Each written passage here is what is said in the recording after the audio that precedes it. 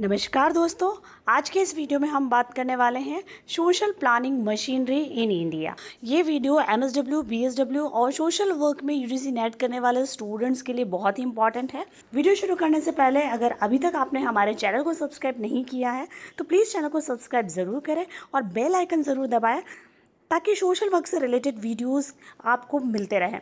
चलिए वीडियो शुरू करते हैं। सोशल प्लानिंग मशीनरी का मतलब होता है कि भारत के अंदर जो सोशल प्लानिंग है वो कैसे की जाती है, वेलफेयर पॉलिसीज़ और जो प्रोग्राम्स हैं उनको कैसे प्लान किया जाता है, कैसे इम्प्लीमेंट किया जाता है, कैसे मॉनिटर किया जाता है और कैसे इवेल्युएट किया जाता है, उसका पूरा फ्रेमवर्क जो है वो सोशल प्लानिंग मशीनरी कहलाता है। सोशल प्लानिंग मशीनरी का स्ट्रक्चर हम लोग देख लेते हैं कि इंडिया में क्या स्ट्रक्चर है। सबसे पहले हम बात करते हैं नीति आयोग पर। नीति आयोग जो है वो पहले प्लानिंग कमीशन के नाम से जाना जाता था। इसको अभी जो है वर्तमान में हम नीति आयोग के नाम से जानते हैं और नीति आयोग जो है उसको हम थिंक टैंक भी कहते हैं। इसका काम होता है पॉलिसी बनाना, गाइडेंस प्रोवाइड करना और स्ट्रेटेजिक प्लानिंग और मॉनिटरिंग का काम करता है। यानी नेशनल लेवल पर जो पॉलिसी फॉर्मुलेशन का जो काम होता है, प्लानिंग करने का जो काम होता है वो नीति आयोग करता है। लॉन्ग टर्म जो स्ट्रेटजीज़ हैं उसको प्लान करने का काम करता है और सेंटर और स्टेट गवर्नमेंट को सजेशंस भी देता है कि कैसे प्लानिंग करनी है। तो ये जो नीति आयोग है वो भारत के अंदर मेनली प्लानिंग करने का काम करता है नेशनल लेवल पर। इसके बाद होती है सेंट्रल गवर्नमेंट। सेंट्रल गवर्नमेंट का काम होता है कि जो भी सोशल पॉलिसीज़ हैं नेशनल लेवल पर उनको फॉर्मुलेट किया जाए और क्योंकि पॉलिसी फॉर्मुलेट करने के लिए फ़ंड की रिक्वायरमेंट भी होती है, तो ये जो सेंट्रल गवर्नमेंट होती है वो फ़ंड और रिसोर्सेज को एलोकेट करने का काम करती है नेशनल लेवल पर। तो ये जो डिफरेंट मिनिस्ट्रीज़ हैं like social justice and empowerment, women and child development, labour and employment, health and family welfare, rural development, ये जो डिफरेंट मिनिस्ट्रीज़ हैं इन मिनिस्ट्रीज़ को रिसोर्सेज एलोकेशन का काम सेंट्रल गवर्नमेंट करती है। नेशनल लेवल पर जो भी सोशल पॉलिसी को फॉर्मुलेट करना है तो पॉलिसी को फॉर्मुलेट करने के लिए, क्रियान्वयन करने के लिए संसाधनों की आवश्यकता होती है, तो सेंट्रल गवर्नमेंट डिफरेंट मिनिस्ट्रीज़ को रिसोर्सेज डिस्ट्रीब्यूट करती है।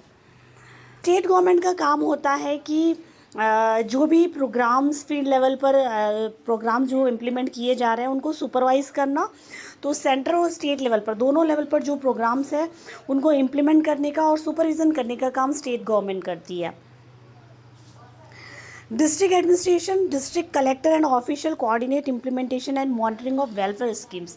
डिस्ट्रिक्ट लेवल पर जो पॉलिसीज़ और जो प्रोग्राम्स होते हैं उनको उनका इम्प्लीमेंटेशन और मॉनिटरिंग का काम जो है वो डिस्ट्रिक्ट कलेक्टर और जो ऑफिशियल स्टाफ है उनका काम होता है कि वो कोऑर्डिनेट करें। तो डिस्ट्रिक्ट एडमिनिस्ट्रेशन डिस्ट्रिक्ट लेवल की पॉलिसीज़ प्रोग्राम को इम्प्लीमेंट करता है।